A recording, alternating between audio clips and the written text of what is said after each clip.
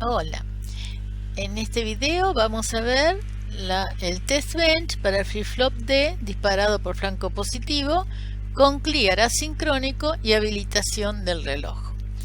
Como es usual, usamos la library EEE, el package Standard Logic 1164, la entidad del test bench siempre es vacía y en la parte declarativa de la arquitectura entre el is y el begin, en primer lugar,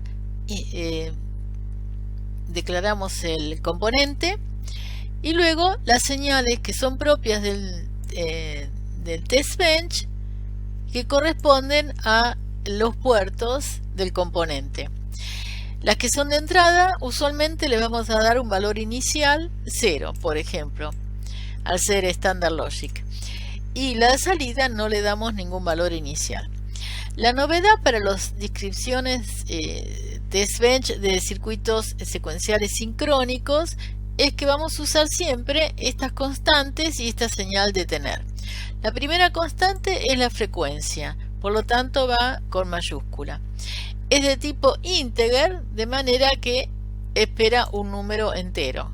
Por ejemplo, si yo quiero trabajar con 50 MHz, pongo 50, acá les aclaro que lo voy a tomar como ser humano como megahertz, pero el software eso no lo sabe porque integer no tiene unidades. Normalmente uno conoce la frecuencia de trabajo, pero cuando va a simular lo que se modeliza es el tiempo, dibujamos la señal periódica. Entonces vamos a necesitar siempre conocer el periodo.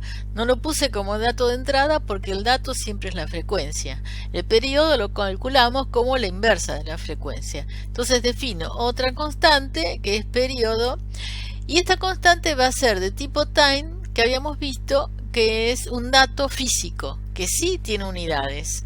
Entonces ponemos que es un microsegundo porque la inversa de los megahertz es microsegundos, pero dividido la frecuencia, que es un número en este caso, que es 50.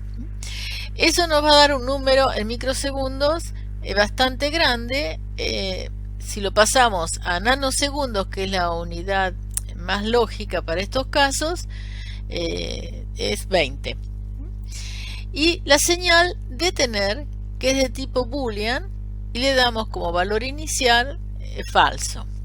Lo vamos a usar para detener el reloj en el momento que queramos terminar la simulación. Luego empieza el cuerpo de la arquitectura después del begin.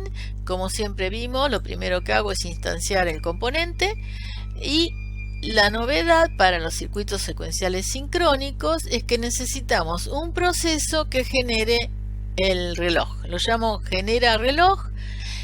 Los procesos en estos casos del test bench no tienen lista de sensibilidad.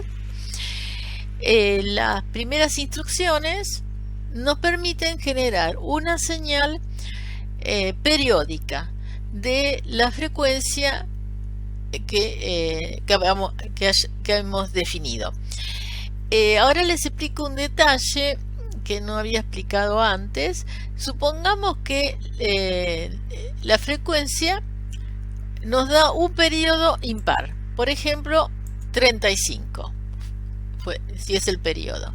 Cuando dividimos en el 2 en periodo acá, nos va a dar 17, no 17,5.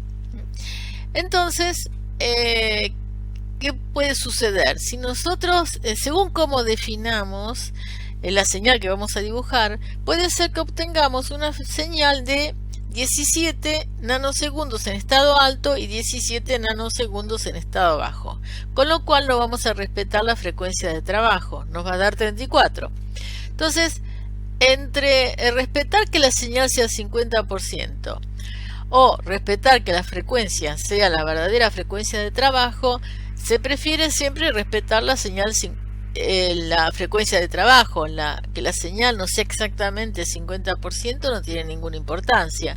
Podría en realidad ser 40%, no importa eso. Entonces, con esta definición para generar la señal de clock, se logra eso. Fíjense cómo.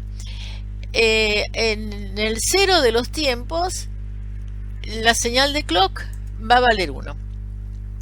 Y después, con este after, dice que esperando periodo sobre 2 pasa a valer 0. O sea que periodo sobre 2, para el ejemplo de 35 nanosegundos, va a dar 17. Entonces, este 1 va a valer 17 nanosegundos. Y ahí va a valer, a partir de ahí, 0. ¿Y cuánto tiempo va a estar activo este 0? Cuando ponemos acá wait for periodo, quiere decir que va a esperar ahora a que pase el periodo completo, o sea, los 35. Y de 17 a 35 y 18. Por lo tanto, 17 nanosegundos estuvo en 1, 18 nanosegundos está en 0. La señal es bastante parecida a la señal 50% y se respetó el periodo de 35 nanosegundos. Cuando termina acá el proceso, se vuelve a repetir esta instrucción con esta y así obtenemos una señal periódica. Esa es la idea de definir la señal periódica de esta manera. Hay otras maneras, pero les enseño la que sirve, la mejor de todas. Luego tenemos siempre esta instrucción, sentencia condicional, el if, que analiza el valor de verdad de la señal de tener. Como habíamos visto, le habíamos puesto valor inicial en false. Como es falsa, entonces no hace nada. Cuando sea verdadera, hay otro proceso que en algún momento la va a poner en verdadera. Con este wait analizaba si había algún proceso todavía en ejecución y esperaba a que esté todo estabilizado para dar por terminado el proceso. Entonces recién va a actuar este wait cuando detener esté en estado verdadero.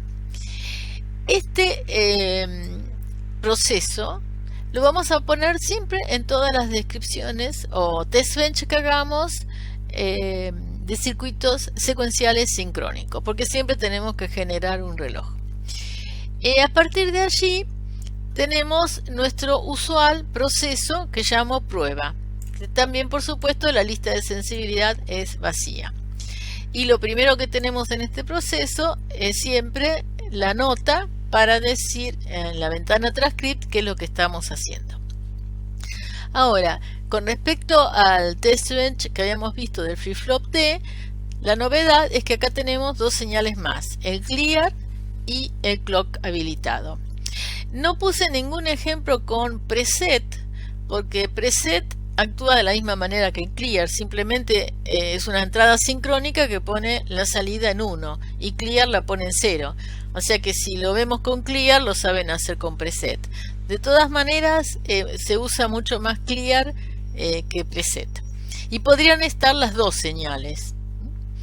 Lo más general es que estén las dos. Bueno, vamos a ver entonces. Voy a poner distintos casos y para eso puse distintos títulos. Así queda más claro el código. Comenzamos con clear activo. Es asincrónica, la salida va a valer 0. Sin importar cuál es la entrada, sin importar si hay un flanco o no del reloj o si el reloj está habilitado o no. Vemos que el clock está habilitado. Ponemos las tres señales en el estado que esperamos, o sea, clear activo es en 1. Usamos siempre lógica positiva, que es lo natural para el ser humano. Activo es un 1. Habilitado es un 1. Enable en 1.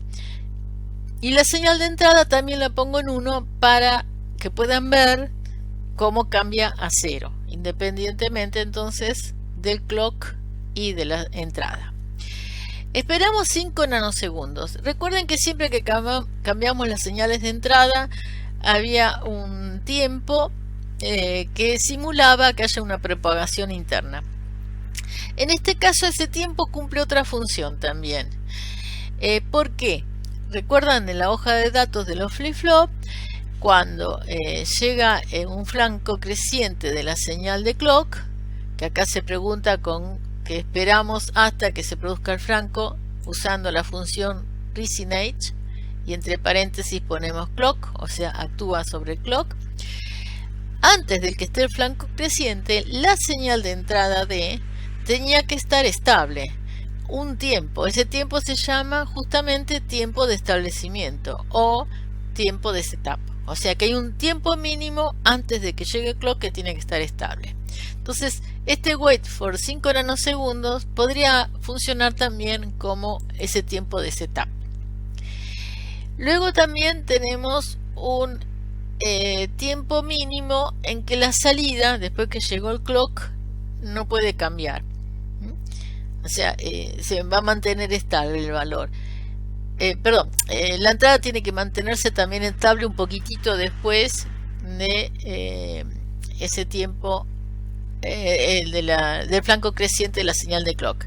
Así que sería una especie de tiempo de hold. También lo pueden interpretar en este caso como tiempo de propagación del flanco, porque cuando esperamos que haya un flanco creciente, la señal de clock cambió, entonces cambió de 0 a 1. Por lo tanto, este sería un tiempo de propagación del cambio de esa señal.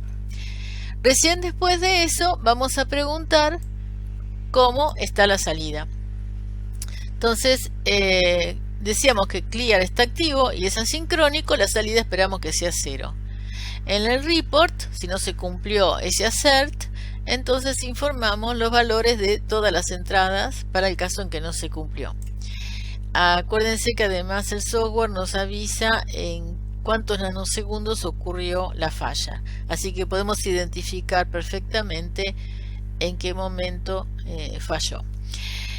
Conceivability failure, si hubo un error, entonces se termina la ejecución de la simulación. Ahora voy a probar con clear inactivo y clock habilitado.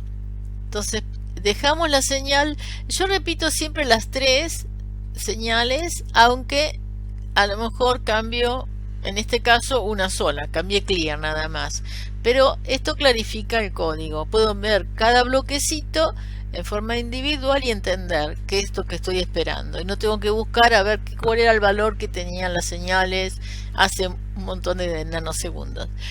Fíjense que los bloquecitos van a ser todos iguales, así que una vez que defino el primero, los copio y voy cambiando las entradas para generar distintas situaciones.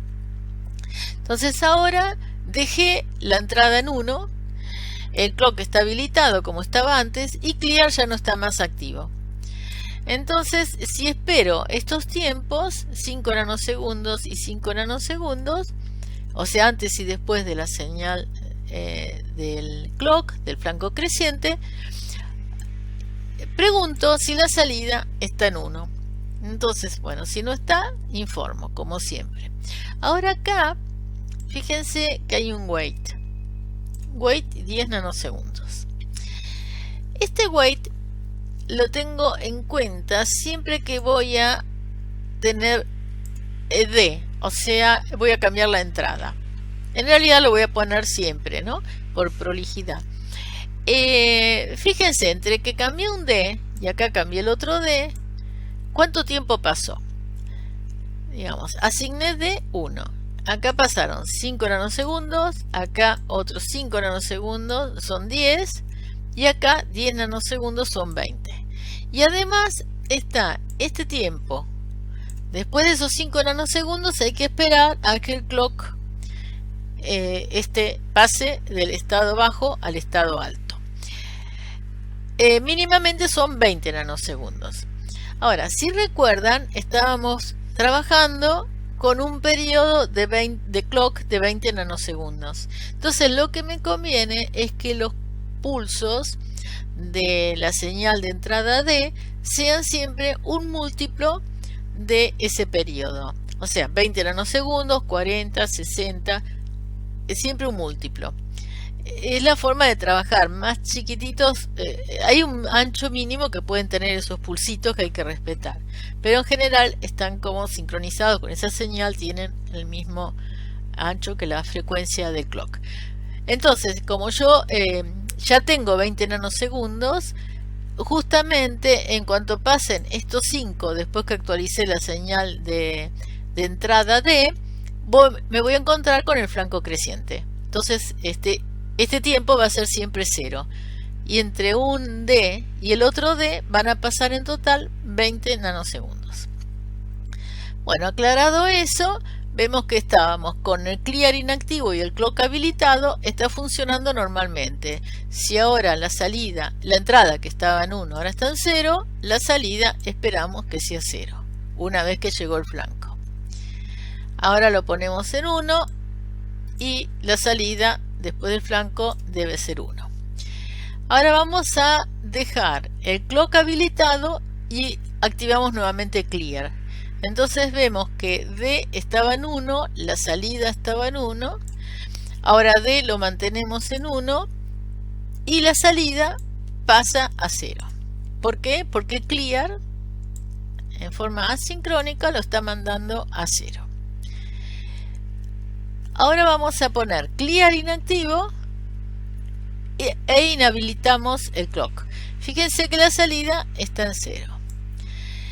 Clear inactivo, así que no va a forzar ningún 0. La entrada está en 1, la salida debería ser 1, pero como clock está inhabilitado, la salida sigue siendo 0, porque en el caso de clock inhabilitado memoriza la salida anterior, que era 0. Ahora vamos a hacer clear inactivo y clock habilitado. Y acá tenemos clear inactivo, clock habilitado, D en 1. Entonces Q pasa a valer 1. Y ahora vamos a ver qué pasa cuando inhabilitamos el clock. Entonces tenemos la salida en 1, la entrada en 1 y como clear está activo, por más que clock esté inhabilitado, la salida pasa a valer 0, porque clear es asincrónico, no necesita que el clock esté habilitado, no necesita un flanco y tampoco que esté funcionando, digamos. Siempre, por supuesto, llega a la entrada de clock la señal de clock, ¿no? Y para terminar tengo clear inactivo y clock inhabilitado, o sea que va a memorizar. Y por último todos los casos de clear inactivo y clock habilitado, así que para dibujar varios periodos de la señal es que hice esta parte.